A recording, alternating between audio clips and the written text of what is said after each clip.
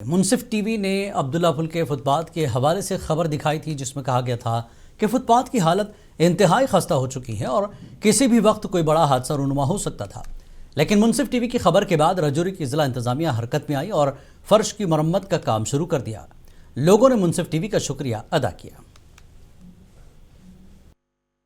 मगर आपका चैनल का शुक्रिया हम अदा करते हैं जिसने हमारी आवाज़ जो है यहाँ की पब्लिक की जो एडमिनिस्ट्रेशन तक पहुँचाई, ऊपर तक पहुँचाई। और आज ये काम जो है राजौरी के अंदर जो ब्रिज का है ये स्टार्ट हुआ है।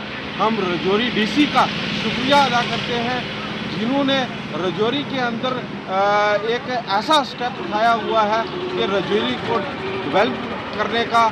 और देखिए खूबसूरती के, आप देखिए कि जो फुटपाथ बन रहे हैं उनमें भी डीसी साहब का बहुत बड़ा रोल है। बहुत ही बढ़िया स्टेप है राजौरी डीसी का। हम तहे दिल से शुक्रिया अदा करते हैं और ख़ासकर मुनसिफ टीवी का शुक्रिया अदा करते हैं जिनकी वजह से जो है ये काम स्टार्ट हुआ है। खबर का असर मुनसिफ टीवी की तरफ से कुछ हफ्तों पहले आपको एक खबर दिखाई गई थी जो राजौरी के अब्दुल्ला पुल के फुटपाथ से जुड़ी हुई थी।